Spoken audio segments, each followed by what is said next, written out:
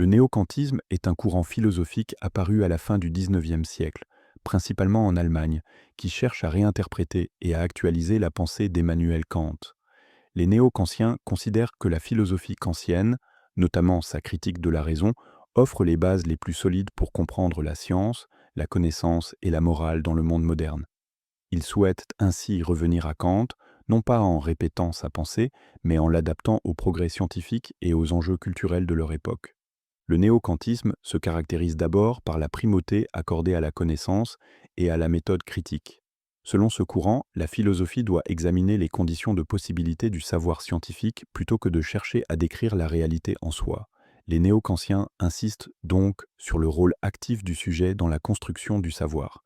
Ce n'est pas la réalité brute qui détermine notre connaissance, mais les formes et les concepts par lesquels l'esprit humain l'organise.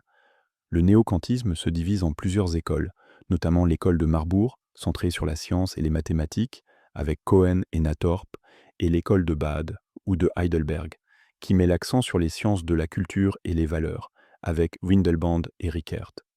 L'école de Marbourg a développé une philosophie des sciences inspirée de Kant, considérant les lois scientifiques comme des constructions rationnelles issues de l'activité de l'esprit.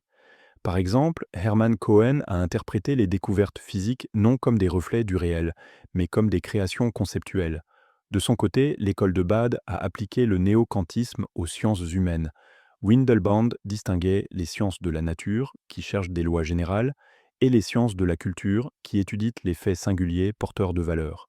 Ces approches ont influencé la sociologie de Max Weber, notamment dans sa réflexion sur la neutralité axiologique. Le néo-kantisme a permis de renouveler la philosophie critique en l'ouvrant au développement de la science moderne. Il a offert une méthode rigoureuse pour réfléchir sur les fondements du savoir et sur les limites de la connaissance humaine. En insistant sur le rôle des valeurs et des structures de la pensée, il a également contribué à donner une base philosophique aux sciences humaines, à l'éthique et à la théorie de la culture. Ce courant a donc joué un rôle essentiel dans la transition entre la philosophie classique et la philosophie contemporaine. Cependant, le néo-kantisme a été critiqué pour son formalisme et son abstraction. En se concentrant sur les conditions de possibilité du savoir plutôt que sur la réalité elle-même, il tente à négliger l'expérience concrète, l'histoire et la vie vécue. Cette limite a été dénoncée notamment par Edmund Husserl, fondateur de la phénoménologie, et par les philosophes existentialistes comme Heidegger, qui reprochent au néo-kantisme de passer à côté de la dimension existentielle de l'être humain.